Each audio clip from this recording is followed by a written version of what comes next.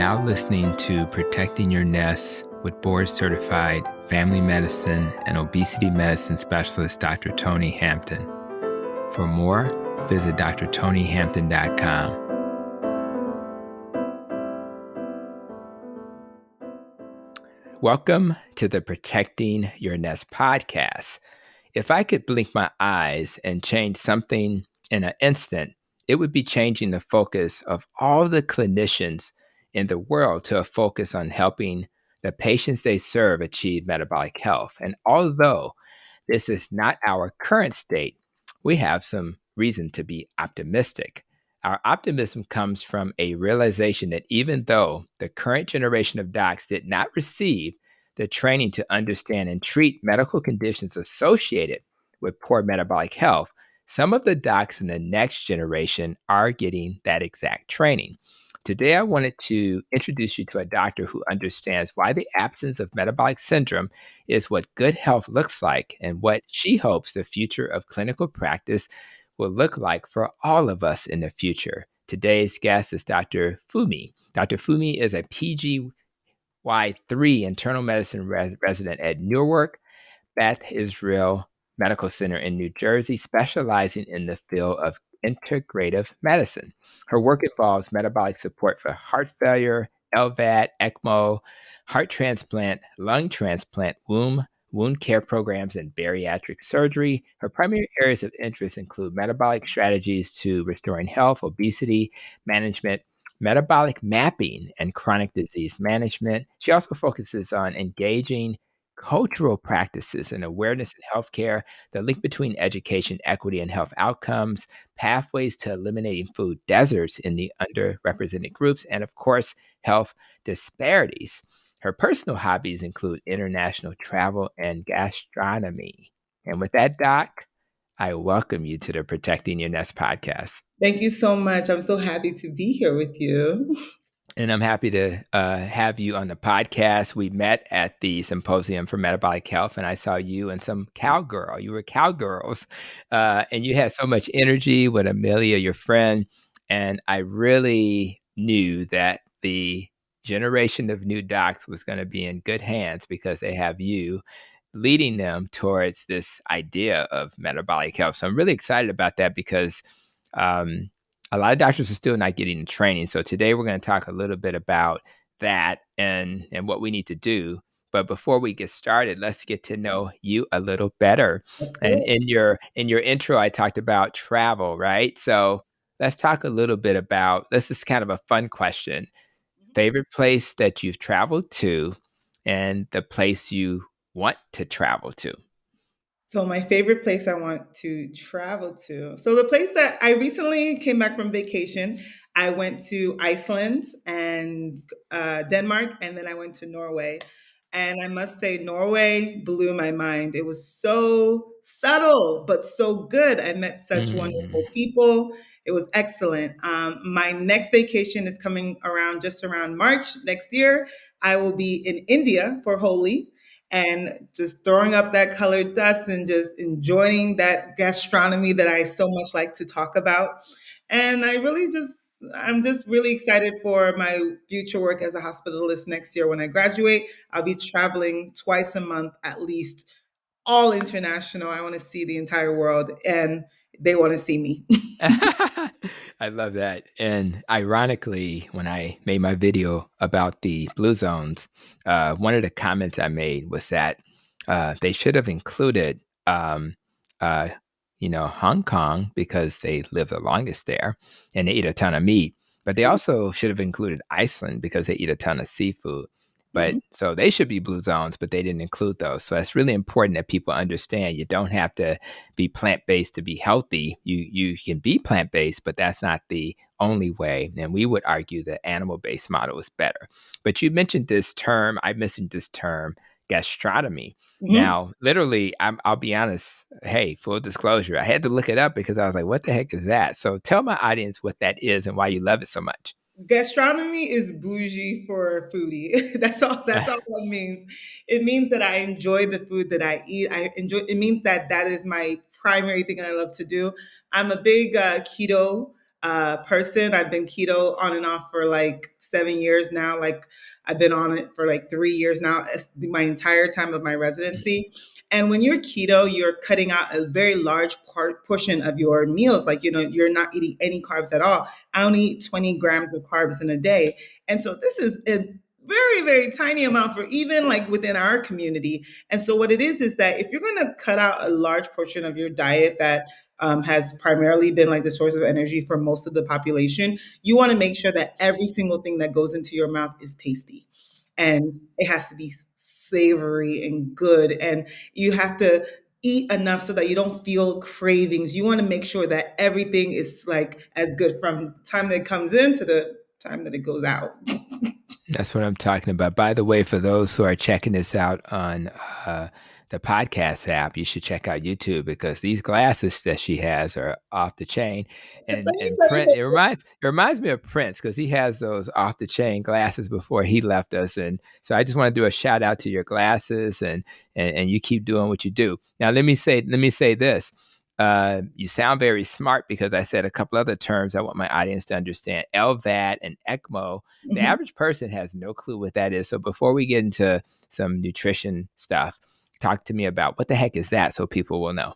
All right. So my hospital that I'm at, I am in an internal medicine program that has a lot of hands-on experience with very high acuity patients. And so my ICU and our CCU, we often have patients that are in end stage heart failure that require like a bridge to cardiothoracic surgery.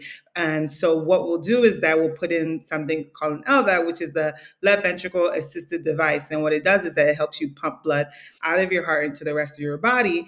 And it's a bridge because it's not you're not supposed to have it for longer than maybe I think max 7 years, but most patients only Mhm. have it for only about 2. And so what you're trying to do is you're trying to bridge that person while we find a heart for them.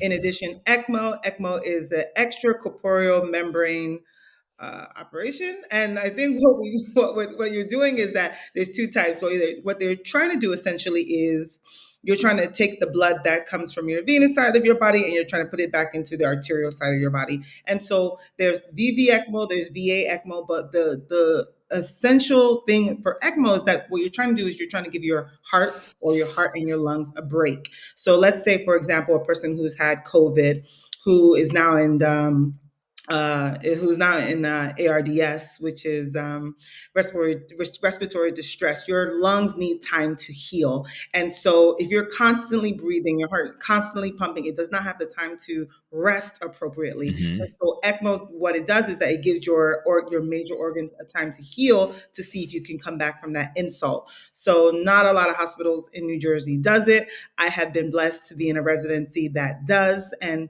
the type of workup that you're dealing with these type of patients is it's very involved. And so Yeah. when you're dealing with someone with stress metabolism like that, they require a host of workups that I've been exposed to, and I'm taking that into my practice as a hospitalist next year.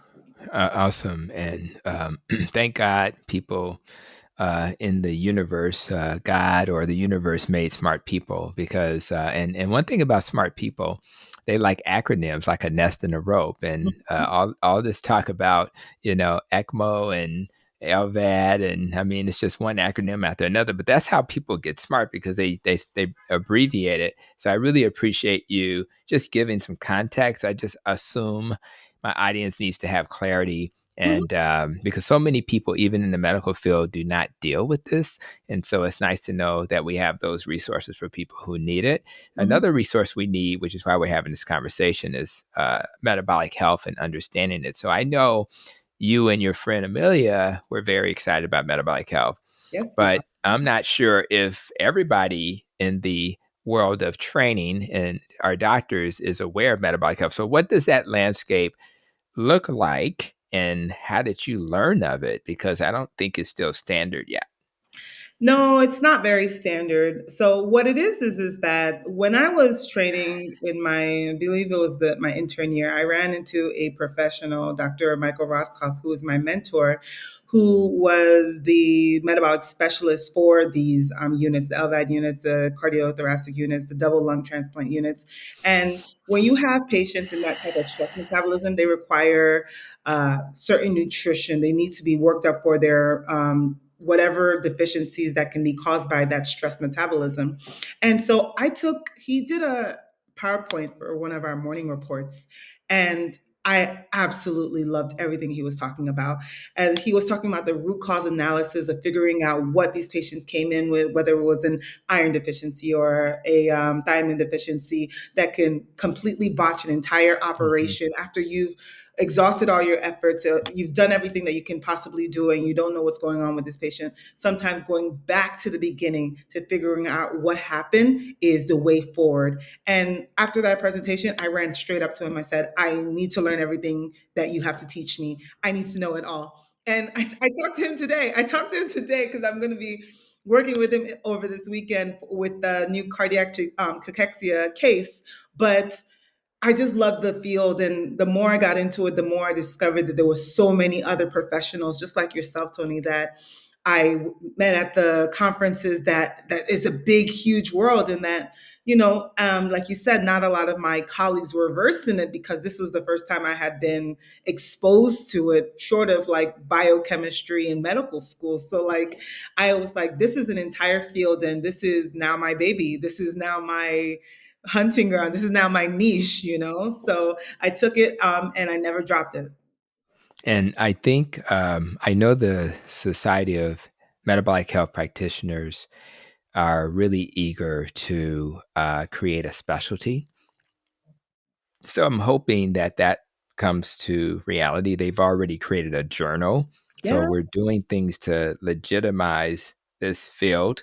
Hmm. I know that when I started becoming a metabolic doctor, it changed everything in terms of I went from the manager of disease to the healer, and it's been Hmm. wonderful. And I'm not even sure, and you probably do understand the scope of what you're doing, but you, because you're still an outlier, you will stand so much taller than those who haven't figured this out because you will see patients and they will be getting off medicines and they'll be healing and then they'll fix so many things that they otherwise would have never fixed. So I'm excited for you and I'm excited for the world.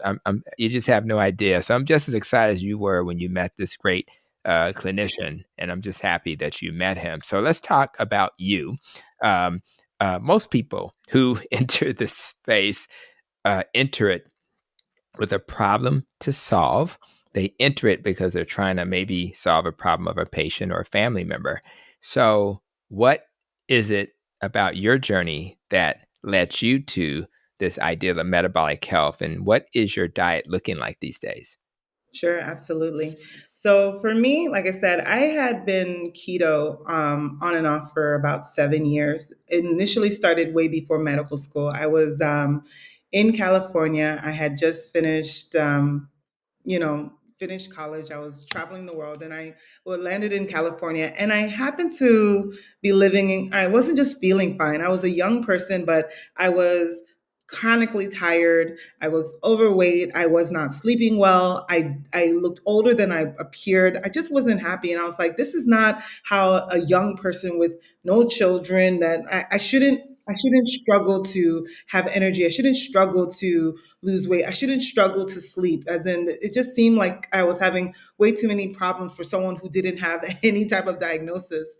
And so Mhm. I decided that, I needed a change. And so I started doing the keto diet. I just noticed in myself that when I didn't eat things like rice or bread, that I felt a little bit better. I felt more energetic. And when I did eat those things, that my abdomen would be super bloated and I wasn't really digesting the food. I was just like, you know what? I wonder if there's something to do to like cut all this stuff out. And it was the keto diet. It was the Atkins diet specifically. And so what I did was that I went full in. I cut out every single carb. I'm talking about bread, pasta, rice, fruit. As in, most people get caught up by the fruit because what it is that fruit turns into sucrose and sucrose turns into sugar, right? And so I cut out all of this out of my diet and it completely changed me. I Mm. had energy. I was sleeping better. I had enough energy to do everything I wanted to do. I ended up taking the MCAT. I ended up getting to medical school. I ended up coming, as in it literally changed my world around. And so I said to myself, I wonder how many other people who are having this issue, especially in my culture where it's very carb heavy. I'm Nigerian American. I'm first generation Nigerian American. And that means weekly parties eating jollof rice and weekly and daily eating like pounded yam and eba and amala and all these things, and these are wonderful cultural foods, the foods of my ancestors. However, it wasn't meshing in my system, and that of course was brought up a lot of like emotional strife. I'm with my family, but I can't eat the food that's they're eating, and I'm like, what's going on with me? But I noticed that the moment I changed my diet, like it changed me, and I needed that change. I wanted that change, and I stuck with it. And that's how you found me here today. Yeah, well, I'm happy you brought up your culture. When I learned about the background of so many African Americans, I think about West Africa, and if I'm correct, I think Nigeria is located in that part of Africa, right? That's right, West Africa. Amen. And what I learned, you're so funny. And when I learned about that location, my understanding that West Africa is like literally 90% of the slaves came from there. So there's a lot of culture. For me, I think when we did our my oldest son, Brandon, shout out to Brandon, who has a Ritmus Negros podcast in English and Spanish. So I'm gonna do a little shout out to him. But he did his, where am I from test. And I think Nigeria was the most prevalent, if I recall. Amen. But it's really nice to know that history. And for me, I definitely want to visit. But I guess so I know that for you had challenges, but did your family push back when you started to do this Well, keto thing? most definitely. You have to remember that Nigeria is one of those places where your beauty, as in culturally, your beauty might stand out more if you're a little bit on the chubby side. Mm, Not fat, but just on the chubby side. They want full cheeks and full hips and a good bust and it's a prototypical thick Coke bottle type of figure, hmm. as in we are very prominent and very proud people. And so you want to be a very full figured woman. And so when I started losing weight with keto, like actually to this day, I call my dear mother, my mother, Mary Johnson Adebanjo. Shout out to her if we're going to be shouting out family. To Shout out today, to mom. she'll say, "Oh, Fumi, you're looking so thin. Let's get you." She'll come she came to my place like a month ago, right after Burning Man. She said, Fumi, oh, let's feed you this FO. And and that's fine because FO is like, collard greens, but she definitely wants me to be healthy. And for her, being on the thinner side is always like, oh, Yeah. this is a little too thin. This is a little too, but for the most part, she's come to understand that I'm happier. I'm more energetic. I feel better. And so I think that as long as your family understands the reasons why you're doing this and they understand that you yourself feel good within yourself, then I have a completely beautiful, supporting family that loves me and has brought me to where I am today. Love, nothing but love to all my non people from Africa. You know, you're not African. I want to do a shout out to you. I want to do a shout out to my African and African American folk because now we understand why African Americans have the same problem. We tend to like a thicker woman. In fact, I struggle in the clinic when I talk about keto. And sometimes they're like, Doc, or maybe not the woman, but the guy's like, Doc, no, you can't get rid of all of that. So you need to find another way. So it's real. And it's kind of funny, but it's really important that people understand that so that when they're making changes, they can mitigate that by, okay, let's start doing some squats or something so you can maintain that shape that you're Most interested. definitely. That's right. We can do it. We can look like Serena Williams, and do it that way. So it's all There you good. go. I don't think that there's like I feel like especially in our culture, if you're gonna lose weight, like you can do it and be cute. You can do Yeah. it and do Yep. it cutely. You don't have to be just slim. You could be slim thick. You can like That's when right. you lose the fat somewhere else, you can gain it somewhere else. You can bust out the squats and you can do all kinds of different That's things right. that still makes let you have a very beautiful figure. As That's in, right. it's about getting healthy, right? It's That's about right. looking good with it. It's not just about no. You got to keep. If we're not doing it to be cute, then what are we doing this for? Is that you got to be You cute better with know yourself. it. And you got to be. We want both. And and for those who are thinking about metabolic health, sometimes you'll see an apple and a pear. And a hippie person is more of a pear. That's considered metabolically healthy. An apple with a big belly is not as healthy. So that actually fits this model quite nicely. And all the studies show that people who are too thin are at higher risk of a shorter life than people who have a little extra fat. You need a Some. little reserve, a little something to work with. So I'm glad we clarified that. We can stop the podcast. But anyway, so let's move along and let's think about those patients since we're talking about, Uh-huh. what their needs would be. There are things that keep me up at night, but I'm wondering, with you being a new doctor, Mhm, focus on metabolic health, when you think about your patients, mhm. are there things that keep you up at night that you really want to see change? The things that keep me up at night. The number one thing that keeps me up at night are the things that I have no control of. Mm, For example, I have no control of patients' insurance. mm-hmm, And their insurance dictates that they can have certain medications and not other medications. That's completely outside of my mm-hmm. control. Yeah. And doesn't mean that it doesn't bother me. I want my patients to be on the best of medication, the guideline directed medical treatment, the whatever is going to increase their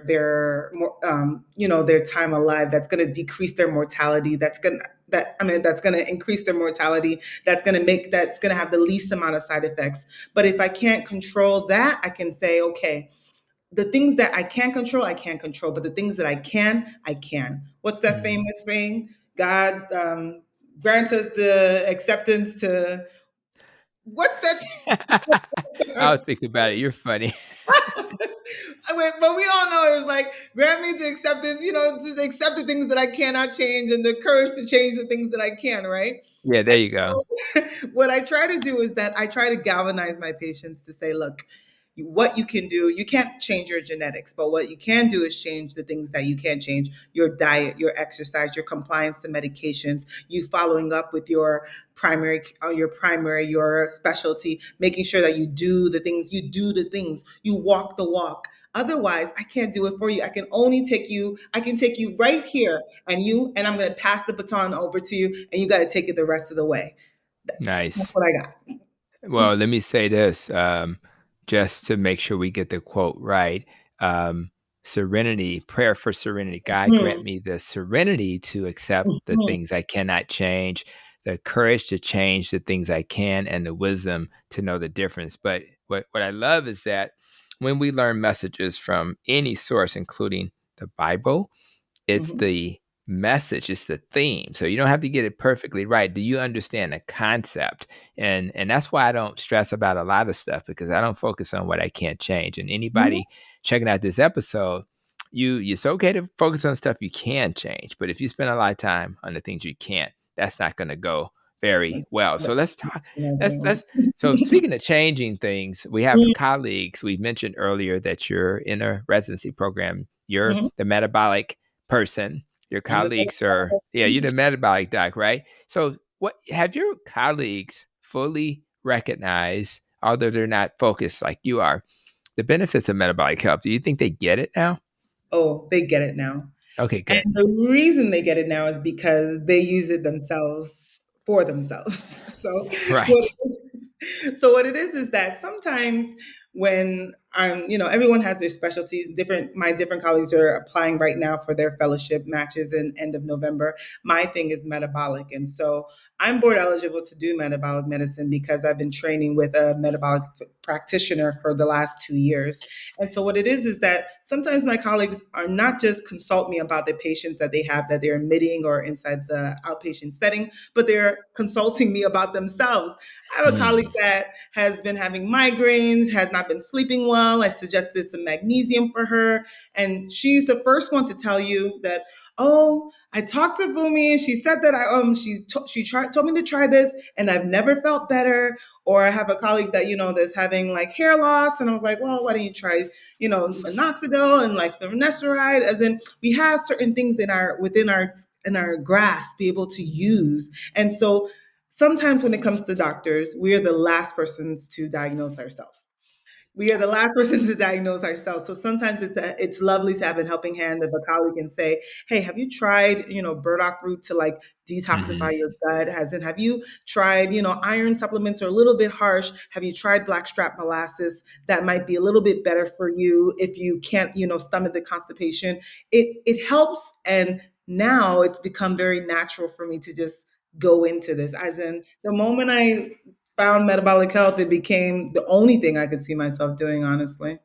Yeah, I can't go back. And what I like is I'm not expecting my colleagues to do, get training in nutrition or to do a fellowship in some type of homeopathic medicine. But when a patient comes to you and they have a question about a herb and Hmm. you're not aware of it, just say to them, you know what, I'm not as familiar with that, but I'll look into it and then I'll give you some feedback because what you can bring to the table is a critical eye, an Hmm. eye where you can look at the science and say, yes, there are well done studies that show that this is beneficial versus I don't know if I can trust those studies. So, and then that'll start building the foundation of knowledge. And then once you've done that berberine search and you've educate your patient. Now you have that in your toolkit and then you build it. So I Hmm. just want to encourage all the clinicians who hear our voice today, just build it up. Never feel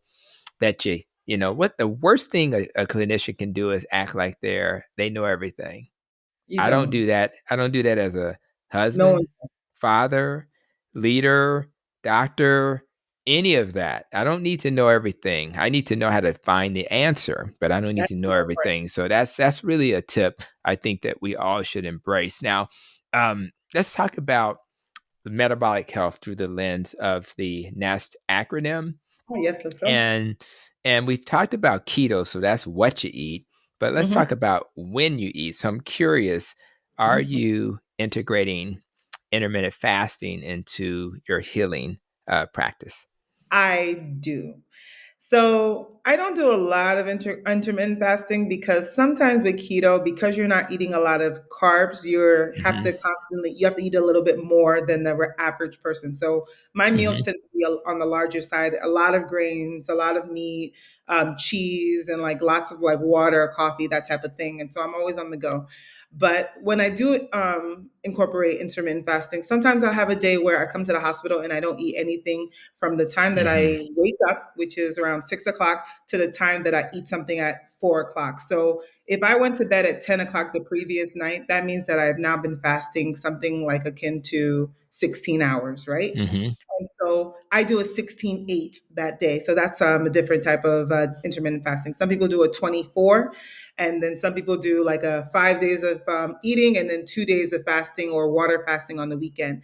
And the reason why this is important is because your gut needs a break. Your Hmm. gut needs a break. When you're constantly eating 2, 3, sometimes 5 meals a day, your gut is constantly processing that food. It Hmm. needs a catch up in order for it to rest. And during that time that your gut is resting or just digesting the rest of that food and not piling on more food, you're now allowing your gut to clear out, your Hmm. colon to empty. You're allowing your body to have other processes that's not just digesting food. You're not just Hmm. a digesting machine. You are a thinking, storing, categorizing machine. You're giving your brain the ability to be able to use those, to heal those neurons. You're giving your liver the ability to empty out that glycogen and like create new storages. So your body needs a break just like you need a break. As in, we got the weekends, your body needs a day, sometimes two, to be able to kind of assimilate everything and then start fresh again. And you'd be surprised. Your gut will thank you for that. I agree. We are recording this, my time. It's almost 6 p.m. and I had a really crazy day. I did bring some, um, I think some leftover ribs, of course, with no Ooh. barbecue sauce. It was a rub on it, and I haven't eaten. I honestly don't feel hungry. So one of the things I love is I don't have that hunger issue. Now I'm more of a carnivore, so I don't eat a lot of plants. You mentioned, I think I heard you say grains at some point, right? So are Mhm. you do you eat grains, and have you found that that works for you? Some of my patients don't eat grains if they're poorly metabolically healthy, but where are you on the grains front? What's been your body's response to that? My body's response to grains isn't great. I'm not somebody that I would need to be a full carnivore. I can eat a host of like greens, everything on the green spectrum I can do. The moment I eat a single polished grain of rice, my body Hmm. knows it. I Oh, am not wow. someone that can really tolerate grains at all. Okay, But then gotcha. some people that can incorporate like ancient grains like Right. amaranth and teff that are not highly processed. And so it might be the processing of these foods that's causing the biggest issues with people and not the grain themselves. As in, this is why you see that sometimes when you're on Yeah. vacation outside of the country, even though you eat the same food that you might have eaten in the States, you still feel pretty good. Yep. There's something to be said about the mass manufacturing that happens in this country with the state of our food and the fact that for the most part we are not getting the nutrition that we require. And that's why a lot of us need supplements just to get Hmm. our B vitamins, our vitamin C, magnesium, like vitamin D deficiency in the African American community, and like iron deficiency in the women's community. Like most of us, even at a young age, require supplementation just because of this processing. Yeah, I really appreciate what you're saying. The reason why I asked that question for clarity is number one, everybody's different, Mhm. and your experiment will answer your question. So I tell my diabetics, look at your meter. If it tells you not to eat something, don't eat it. Number two, I like this nuance of processed food. The less processed a food is, the more likely you'll be able to tolerate it.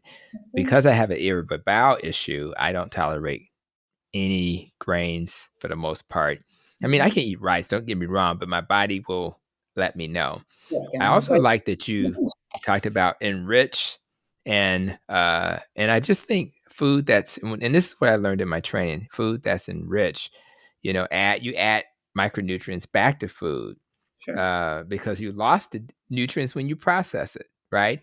And then you have this fortified concept where you add additional nutrients that were not present in certain foods. So they're similar terms, but they're different. But I just wanted to put that out there for people to understand. But most importantly, you do not have to do what your friend is doing. You No. do your own experiment, you see what's working for you. Mhm. And if you like fasting, do it. If you don't like fasting, don't do it. But I like fasting because I like resting my gut. And my gut does better when it gets rest. So let's go to the next thing that we never saw possible when I was in my training, and that What's is sleep.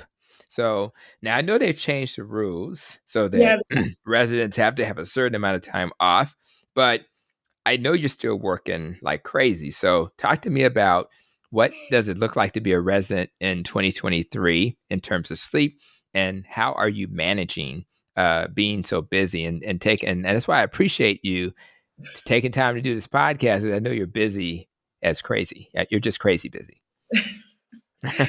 Like, and when I met you at Low Carb USA, I just loved your energy also. And when you said that you were doing this podcast, I'm like, I have to talk to you about it because the energy was just flowing, and And I Yeah. wanted to get out there that, this is doable no matter how busy your life is. And like, as in resident hours are different. Like, you're essentially have learned to work with very minimal sleep, and like you just try your best, and you have to be on top. You have to be on tip top shape for yourself, for your form, for pimping attendings, and for patients AMA. And like you're literally just running around just trying to do your best, and you're still trying to grasp something and get ready to do boards. So it's a crazy life, but I Mm, chose it, and I would not do anything else. It is my calling.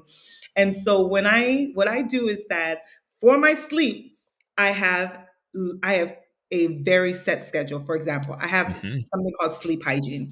So sleep hygiene is something that we teach our patients when they come in with insomnia or poor sleep habits, and they're fatigued, and like you kind of ruled out everything else, and they're not sleeping well. And so what it is that you want to get the studies say you need at minimum 7 hours of sleep in order for you to be a functional human being. And what you want to do is you want to have good REM sleep. That means that you went deep into your sleep cycle in order for your brain, for your body to rest. And you just kind of go in and out of that the entire night. And so what I do is that, especially because, rotations, they change from night shift, day shift, ICU, what I try to do is I try to get at least that minimum of sleep.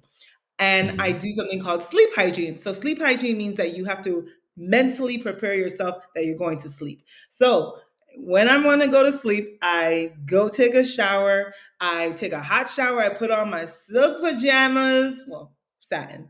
I put on my I put on my pajamas, and then I sit in bed. I don't watch TV in bed. I actually don't have a TV in my room. I don't have my phone in bed. I don't eat in bed. I don't play video games in bed. I don't do any of that. I only do in bed sleeping and bedroom activities. Hello. Go ahead. And so what you're trying to do is you're essentially training your brain that, hey, by the way, this is sleep time. This is very important. This is what we're doing.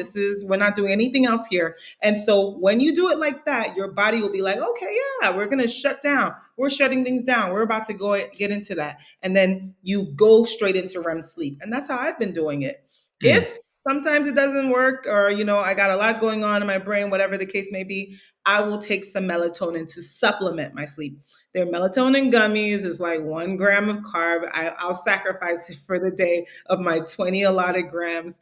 But if I have 30 minutes from the time Mm-hmm. that melatonin gummy hits my tongue, I have 30 minutes to get my head on a pillow, or I am out. End stop, period. Mm. And so that's how I've been doing it. And it was initially a struggle in the beginning of my residency, but I'm so grateful that I'm able to do that now, because when I have my sleep, I'm at my best. I'm at my tip top form for myself, for my patients, for my colleagues, for my hospital. I love it. I just want my audience not to underestimate what Dr. Funmmy is saying. Um, Sleep is really important, and even if a resident doctor can somehow figure out how to get enough sleep, and I would say prioritize sleep. And Mhm. sometimes I can't play a video game. I can't watch that TV show because the sleep is their priority. How am I going to have the mental clarity with LVAD and ECMO and all this other crazy stuff you're doing to be present for that patient and make sure I make good clinical decisions, or have the tolerance to hear a person talk about their struggle, or when they come in and they're having depression, have the patience to sit there and be present while they're talking about their depression. I think That's all of that requires a clinician who's rested and right. who is present. And I think self-care is so important. And why do we have 400 or 500 doctors committing suicide every day? Because they're not necessarily doing these things. And we do not want to lose 400 doctors, because if they average 2,500 patients each, that's 1 million patients who will lose their doctor every year in America. And Yeah. we have to stop this. So I really appreciate that you're prioritizing that. And stress is slightly different because lack of sleep causes stress. But Sure. are you doing anything unique for stress to handle? Because listen, let me tell you something. Being a resident, I remember the first time I had to do, had to do the rounding in the beginning of the day, and you have, maybe, four residents, and you have your attending, and Mhm, we've all seen the patients, and we have to report out, and then they're going to ask you questions about the care you're providing. It was so intimidating, mhm. and it was stressful. So just being a doctor, having to learn so much. Every year we have additional things that, Jardius didn't exist a few years ago, right? So Right. now you got Jardius plus everything else we've been using, and That's it right. adds every year and every year. And how do you keep up? So when it comes to stress, Mhm. what are you doing to preserve your body from that stressful life? Oh, I've got great stuff. I've got a whole toolbox. The number one thing I do for stress is I go to the gym. So in Nice. addition, I go to the gym. I go to the gym 4, 5, 6 times a week. I go to the gym and I hit the weights. I'm on the Mm, Smith machine. I'm getting my pump in. I sometimes I do some cardio just to get my metabolism going, but for the most part, I go to the gym and I don't miss it because it is the difference of just getting all that stress out and getting all that just getting out of your system. Another thing I mhm, do is I do take like a very good supplement. I have like a multivitamin, hair, skin, and nail vitamin that I take. I take probiotics and then I take magnesium, and I find that it really helps regulate my system.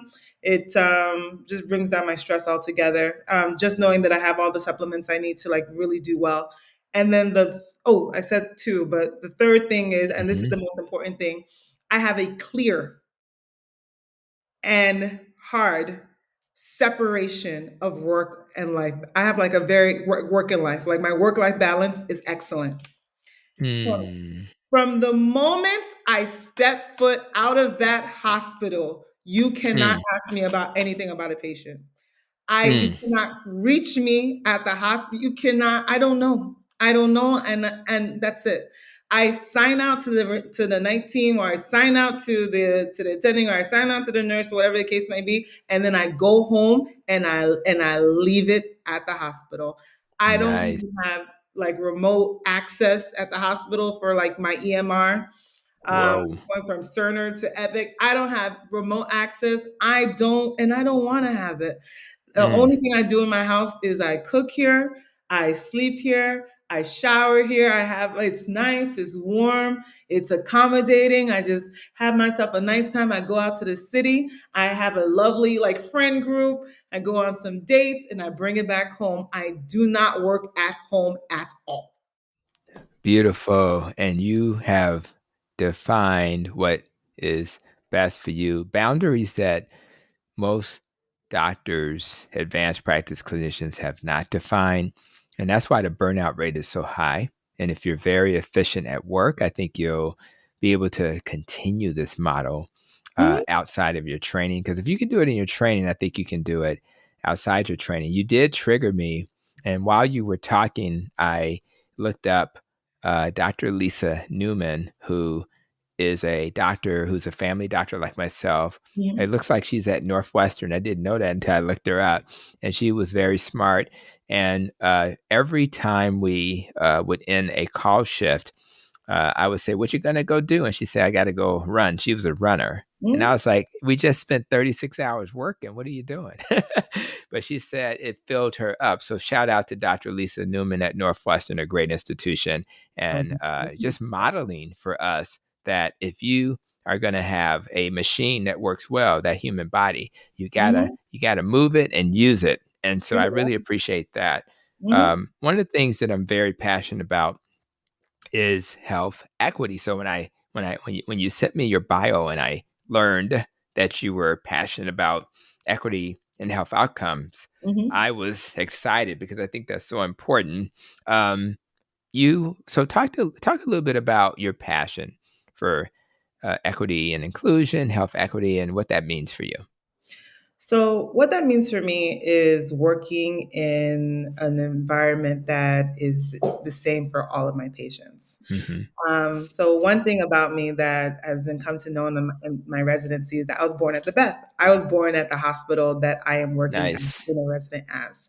And Nice. so and then although I did go to IU and moved to the Midwest, I came back for my medical school and my training and my residency because I believe in my community. I believe in what we're doing. I believe in about the standard of care that we're bringing to our patient population. And my Hmm. patient population are brown and black people with healthcare disparities, as in they require good doctors that honestly give a damn. That Hmm. will be able to talk to them in their language and their lingo and make suggestions that are comparable to things that they can do that's inside the scope of their ability. And so it's not enough for me to say, oh, you got to do this physical rehab and you got to go here and take a bus and take a plane, and they need to be able to do something within their own houses, that they need to be able to make a change that is acceptable to them, that is affordable to them, and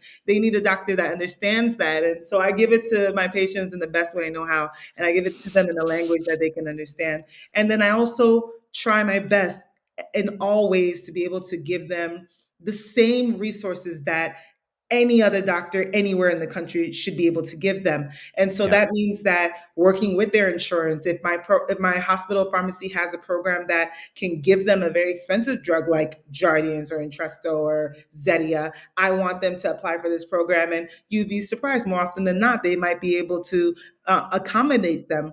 I want them to be able to go see the physical therapist when they get injured and not just kind of walk it off and put some dirt on it. You are deserving of the same type of care as anybody else, insurance or not insurance. And so that, especially in my clinic, we have something called charity care. And it doesn't matter. Doesn't matter where you come from. You could be an immigrant fresh out of the country. You could have no insurance. You could be down on your luck. We will accept you. We will work with you. We will try to figure out something for you because you're a human being. And as a human being, Um, you're deserving of mm. good quality, affordable healthcare. And all human beings Mhm. want what's best for themselves. All human beings want what's best for their families. And I would argue most of us want what's best for our community and our country and our world. And so we should never assume when people struggle that there's not a root cause. And we should never assume that because there's a root cause that we can't find a solution. So as clinicians, we need to be responsible for helping walk with people who are in struggle. And when you're in struggle, you don't even realize you're in struggle. You think it's normal. It's normal for me not to have access to transportation. It's normal for me to be in a food desert. It's normal for me to have a job where I can't get off so I can go see my doctor. It's No, normal, and it's not normal, but it's no, normal. So we got to do our best to create a world where it's not normal, and create a world where when people struggle, we give them that extra support. And that's we right. need to live in a world where people who don't need that support don't look at those people sideways. Right. This is You see what I'm important. saying? As in, I think they saw the study. Most people in the United States are one paycheck away from being homeless.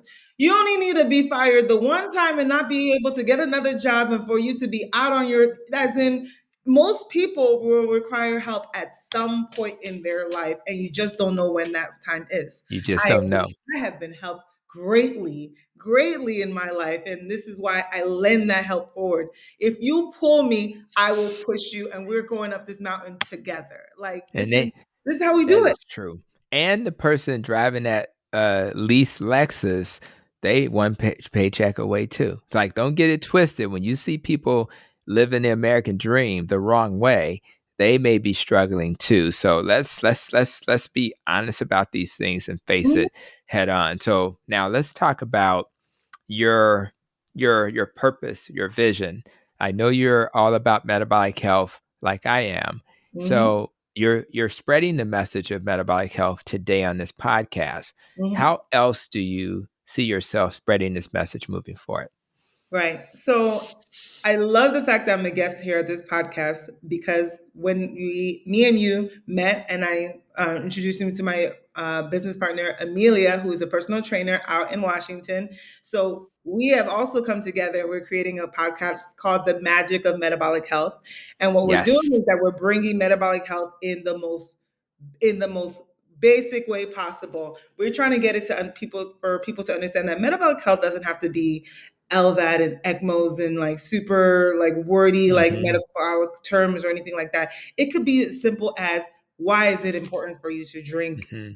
6 bottles of water a day? Or why is it important for you to try 1 day of intermittent fasting a week? And why those small little, those, what is really just small little steps cumulatively creates a better environment for yourself, for your life, for your mindset, and for our entire communities, because those tiny steps, those collective steps, are the difference of somebody living another 20 years of good life with their families versus ending up in a hospital with multiple things going on with them. And so this is the type of thing that I want to bring to not just like not just like you, Tony, that you're already steeped in the metabolic world. We're talking Mm-hmm. about my generation, talking about millennials, Yes. my sister's Right. generation, Gen Z. We're talking about generations where young people are dealing with this right now, and they're not in their 40s or 50s. They're dealing with chronic health conditions now. And so I don't think it's too early to expose people to what metabolic health is and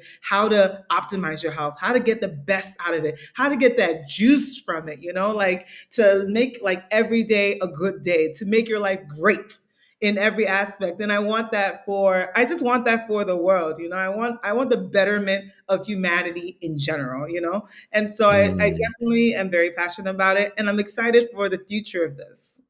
Well, if people don't think you're passionate about it, something's wrong with them. They can hear it in your voice if they're listening to this, and they certainly can see it in your body language. And I really think that we need that passion out there.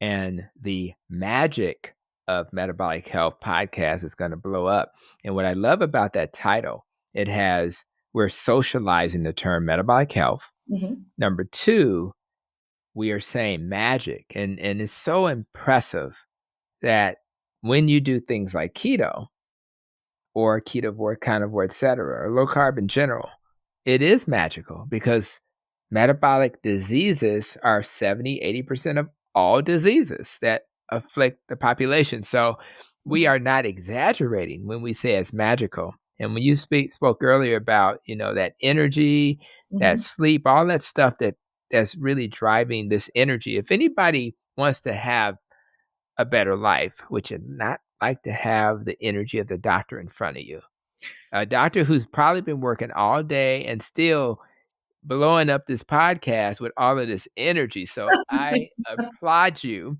for modeling what's possible if we just learn how to eat better. So it's really exciting.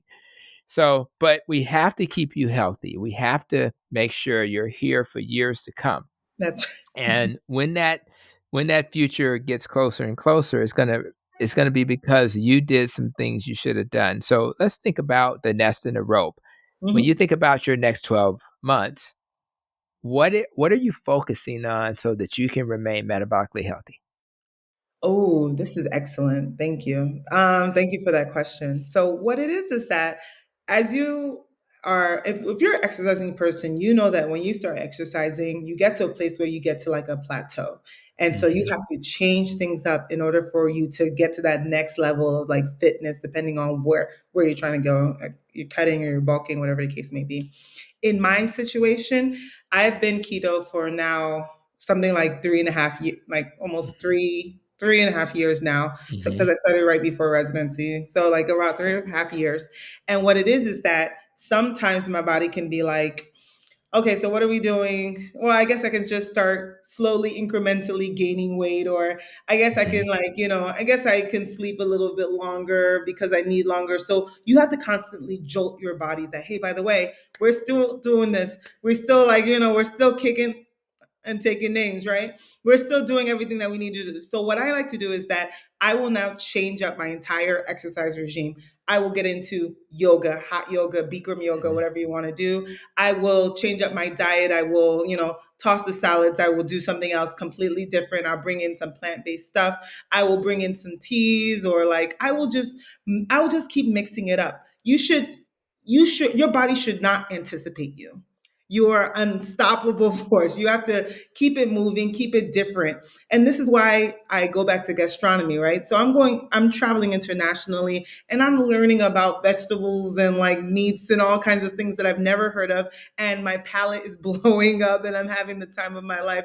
And I'm with my family and my friends and I'm bringing it back home. So I think that the next stage of what we're doing is just making sure that you are optimized your sleep, you've optimized your skin, you are Hmm. making the best, you're making yourself the most excellent version of yourself because you can. As in, the moment you have this energy to do other things, you start deciding, oh, that's right, I did want to go back to school, I didn't want to get that degree, or oh, now actually I now have time to find the love of my life, or now I have more time to play with my nephews and my nieces, I have more Hmm. time to go and see my mother and my father, and I have the energy and the capacity to do all the things I want to do. And so when I say that, just having that energy and having that feeling better within yourself, when you feel better within yourself, between you looking good and feeling fine, you will move better, you will do Hmm. better, you're better. Just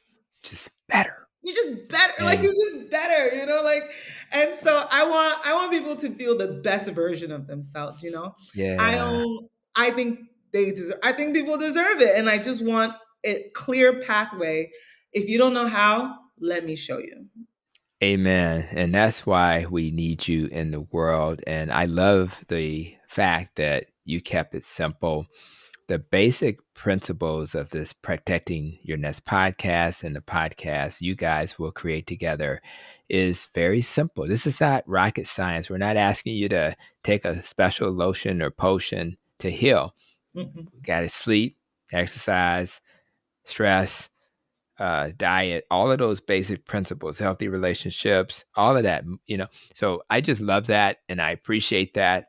And I want to make sure, I know the podcast is pending, but there's a Mhm. little birdie. Birdie told me that you've already done some podcasting with the.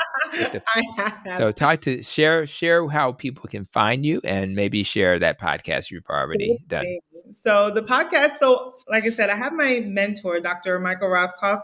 He works as the metabolic specialist at Newark, Beth Israel. And so what we do is that we had a kind of like a more hospital doctor focused like podcast concerning the different types of metabolic issues that can happen, metabolic mapping, figuring out what happened, what along the way caused somebody to become so decompensated that they ended up in a hospital, different deficiencies, metabolic carts, strep's metabolism. And so what we did is that we hosted, let's say, about 50 episodes concerning different metabolic topics.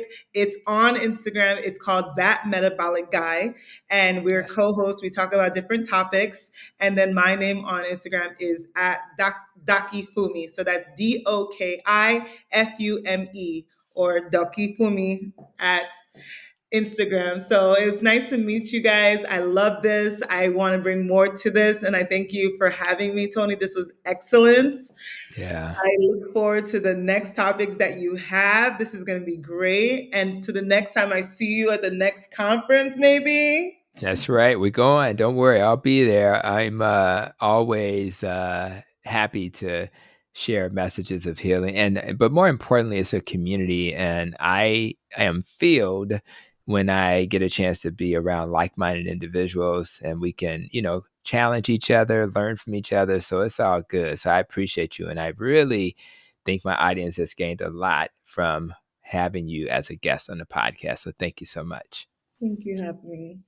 Absolutely. So Dr. Fumi has been a blessing today, guys. Today, you met a doc who has provided some hope that someday all docs will understand and treat the number one cause of most chronic medical conditions, and that's poor metabolic health. Although, she may still be an outlier, even in her own health system, it is my hope that by adding doctors like her to the workforce, we will be moving to the world we want to see, a That's right. world where healing and Mm-hmm. reversing disease, and you can call it remission, whatever, that becomes the Mm-hmm. standard. I don't care what you call it. I hope you heard something today that inspired you and increased your hope about our future as well. And if so, maybe you should share this episode with someone who's cynical about doctors, someone who doesn't believe doctors understand healing. Well, you got one in front of you that does. So I thank you again for joining us on the Protecting Your Nest podcast. And until the next episode, continue to be safe, be well, and continue to protect your nest. And thank you again, Doctor, for being here. Bye, guys. Thanks. You've been listening to Protecting Your Nest with Dr. Tony Hampton. For more, visit drtonyhampton.com.